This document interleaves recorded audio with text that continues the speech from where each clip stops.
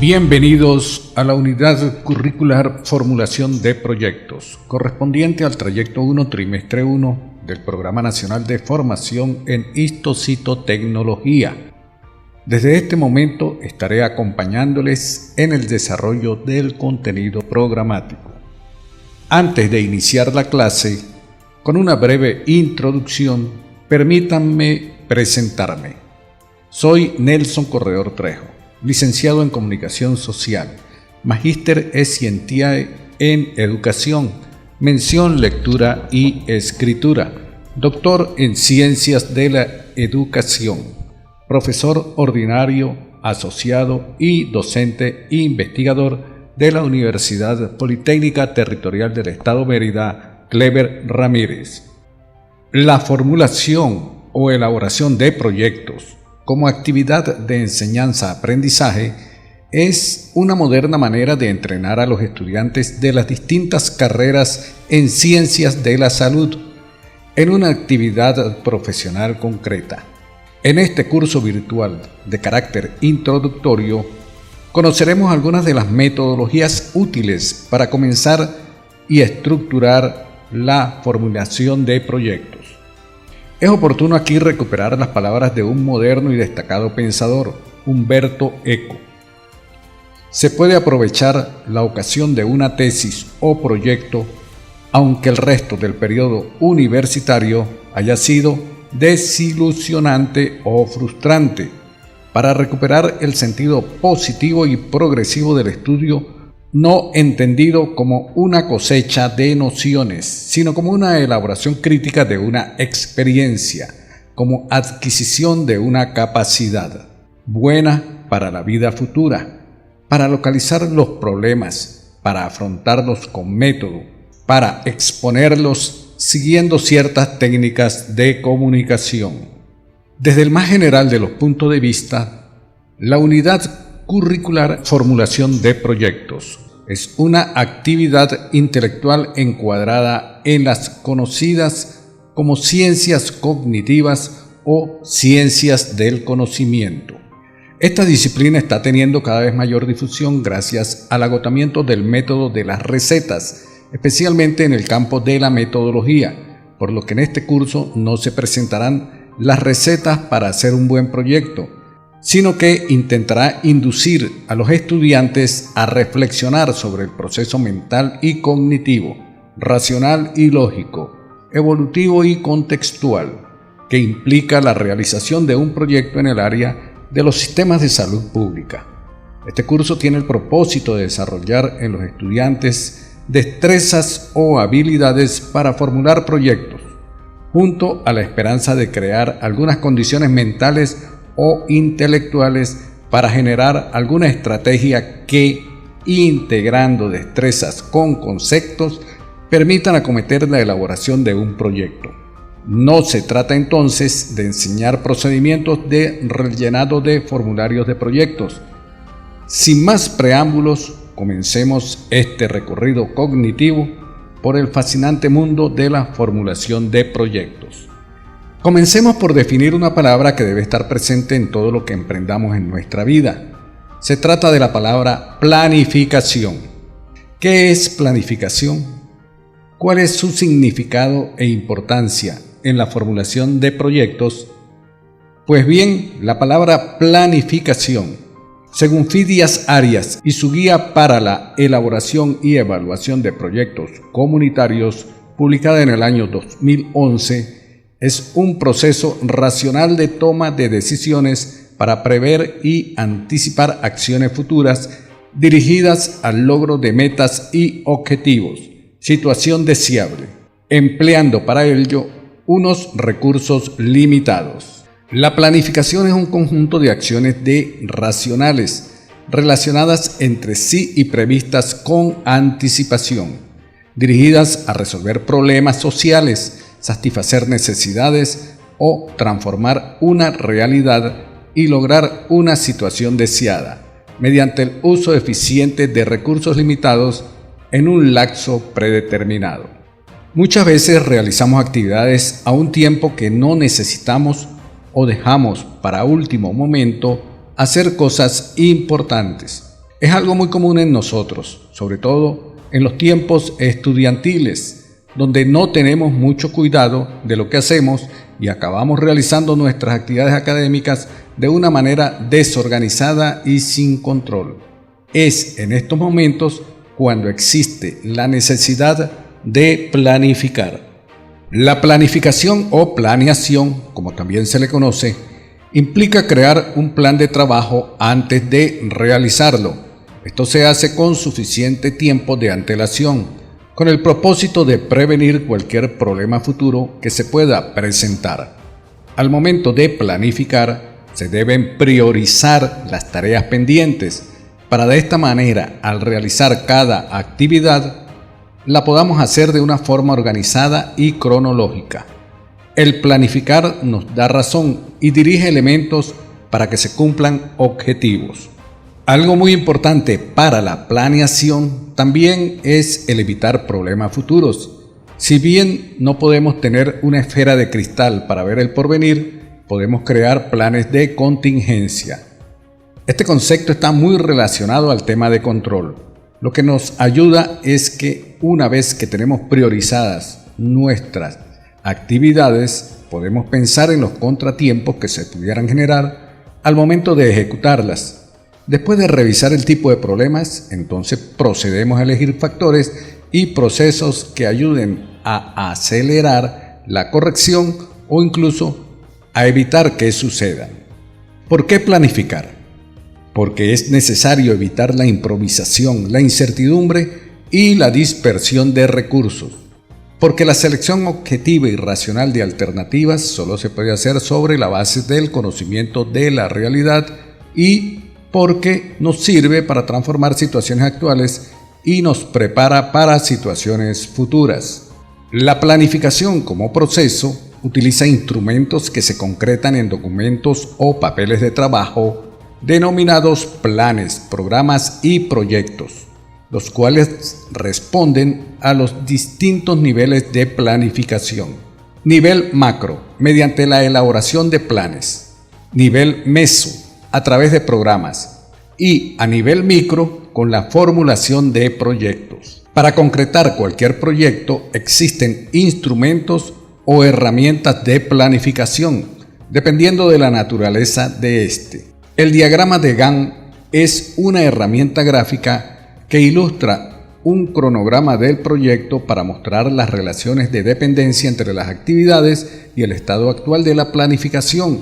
En el eje vertical se enumeran las tareas a realizar y los intervalos de tiempo se ubican en el eje horizontal, como se puede observar en la figura. La sabiduría es la habilidad de ver con mucha anticipación las consecuencias de las acciones actuales. La voluntad de sacrificar los beneficios a corto plazo a cambio de mayores beneficios a largo plazo y la habilidad de controlar lo que es controlable y de no inquietarse por lo que no lo es. Por tanto, la esencia de la sabiduría es la preocupación por el futuro. No es el mismo tipo de interés en el futuro que tienen los videntes, que solo tratan de predecirlo o adivinarlo.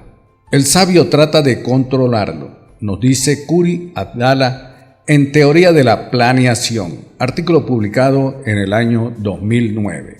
Cuando la planificación se aplica al campo de la salud, se llama planificación sanitaria, terminología que es definida por Pignol y Dabelouis 1987 como el proceso formalizado para escoger, organizar y evaluar las actividades más eficaces para satisfacer las necesidades de salud de una determinada comunidad, teniendo en cuenta los recursos disponibles. En función de sus fines y los niveles en que se aplica, pueden distinguirse diferentes categorías, entre ellas la planificación de la salud, proyectos de promoción de la salud y las actividades que integran la educación para la salud. La planificación de la atención a la salud, actividades que se realizan en las comunidades autónomas o áreas de salud con el fin de ofrecer los servicios adecuados de atención a la salud, y La atención funcional. Planificación de un programa de atención a pacientes de enfermedades, realizado en un centro de atención primaria con el fin de diagnosticar todos los casos existentes, instaurar el tratamiento adecuado y reducir las complicaciones debidas a estas. Como podemos ver, la planificación es importante no solo para la vida estudiantil, sino para muchas cosas de nuestra vida. Una herramienta que nos puede ser de mucha utilidad al momento de planear es una agenda. Las agendas son libretas organizadas de manera cronológica en días del año e incluso horas del día. De esta manera no tendremos necesidad de memorizarnos las actividades y las horas para realizarlas, sino podemos dejar una manera detallada de cuándo realizar cada cosa sin preocuparnos de que se nos olvide. La planificación es una de las partes más importantes del proceso de administración, por lo cual para las carreras en el área de la salud es algo que aprender e inclusive un hábito para desarrollar. Más que verlo como una obligación, podemos verlo como una técnica de ayuda que nos da la fuerza y la posibilidad de afrontar con éxito cualquier tipo de reto. Las diferencias entre plan, programa y proyecto las hay. Según Ander Ek 2007, aunque estos términos se emplean comúnmente como sinónimos, en el campo de la planificación se deben distinguir. El plan tiene un carácter general y global, muchas veces de alcance nacional, con una perspectiva que puede variar de mediano a largo plazo. Abarca programas y proyectos. Un claro ejemplo son los planes generales de la nación, los cuales incluyen todos los sectores esenciales para la vida de un país: economía, vivienda, seguridad, educación, etc. El programa comprende una serie de acciones y procesos enfocados en áreas específicas y ejecutado mediante proyectos relacionados entre sí. Por lo general, un programa se traza metas a mediano plazo. Y por último, el proyecto es la unidad operativa o herramienta más específica del proceso de planificación. Se desarrolla a través de actividades y tareas con un impacto a corto plazo. ¿Qué es un proyecto? En general, un proyecto o una idea para cuya realización o concreción se requiere ejecutar una serie de actividades con unos recursos limitados en un tiempo determinado. En este sentido, se presentan otras definiciones. Según Ander Ek 2007, es un conjunto de actividades concretas, interrelacionadas y coordinadas entre sí, que se realizan con el fin de producir determinados bienes y servicios capaces de satisfacer necesidades o resolver problemas. Para Cerda 2001, es un conjunto de elementos o partes interrelacionadas en una estructura diseñada para lograr objetivos específicos. En algunos casos puede referirse a un conjunto de recursos y etapas diseñadas para resolver problemas mediante procesos que se consideran adecuados. Aun cuando el concepto de proyecto es general, debemos considerar que existen muchos y diferentes tipos de proyectos. En este sentido, se presenta una clasificación flexible y no excluyente, por cuanto un tipo de proyecto puede ubicarse en más de una clase. Según el área de atención e intervención, proyectos sociales, comunitarios, educativos, salud, turísticos, culturales, artísticos, deportivos, recreativos, proyectos económicos, de inversión, comerciales, de producción de bienes, de prestación de servicios, de construcción, proyectos editoriales, etc. Según la naturaleza del problema que enfrenta, de acción social o proyecto comunitario, de investigación, búsqueda de saberes y nuevos conocimientos, tecnológicos, informáticos, computación, del sector telecomunicaciones, del sector construcción, proyectos arquitectónicos y de ingeniería. Según el alcance, microproyecto, proyecto de mediano alcance, megaproyectos. según el número de responsables, grupales o colectivos, asociaciones civiles, sociedades, cooperativas, equipos de trabajo, individuales, firma personal, microempresas individuales, según el beneficio económico que persigue, sin fines de lucro o sociales, con fines de lucro o empresariales, según el contexto ante el cual se presenta, proyectos académicos o escolares, no académicos o profesionales, según el sector de la economía, sector primario, extracción de materias primas, proyectos agrícolas, proyectos de minería, proyectos de pesca, sector secundario, proceso transformador de materia prima, proyectos de refinación, proyectos agroindustriales, proyectos siderúrgicos, sector terciario, producción de bienes y prestación de servicios, proyectos de salud, proyectos educativos, proyectos de seguridad social. Tal vez la mejor definición de proyectos se encuentra en una película infantil. Así es, aunque ustedes no lo crean, se trata de la película Alicia en el País de las Maravillas. No es que les esté pidiendo que vean la película y me digan dónde aparece tal definición, pues no es así. Hay una escena en que Alicia se encuentra con un conejo. El conejo blanco mira su reloj y va siempre apresurado diciendo: «Dios mío, voy a llegar tarde». Refleja la ansiedad, la conducta paranoica y la exigencia, a veces exagerada, que los mayores imponen a los niños. Sin embargo, en medio de su paranoia, el conejo le dice a Alicia: «Todo comienzo tiene su final», y arranca en veloz carrera. En 5 palabras, el conejo blanco, siempre pendiente de su reloj, hace la definición más exacta de un proyecto. Todo lo que se inicia en esta vida tiene su final. Es un ciclo que no se puede romper. En nuestras vidas todo es un proyecto. Cada uno de nosotros tiene un proyecto de vida. Ustedes lo tienen.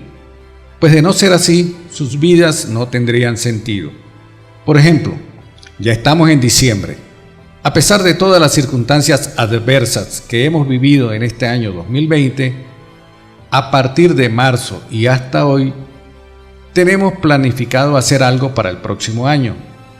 En este mes de colorido navideño, de gaitas, villancicos, parrandas y hallacas, es cuando más hablamos de nuestros planes y empezamos hablando de planificación, el primer paso para construir nuestros proyectos.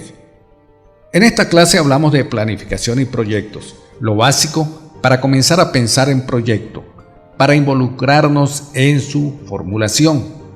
En la clase siguiente hablaremos de los puntos clave para pensar y actuar en proyectos, el origen de un proyecto, el problema y la idea de solución, la definición de problema, su enunciación correcta y fallas más comunes en su identificación, entre otros puntos, para dar cierre al capítulo 1 de la unidad curricular.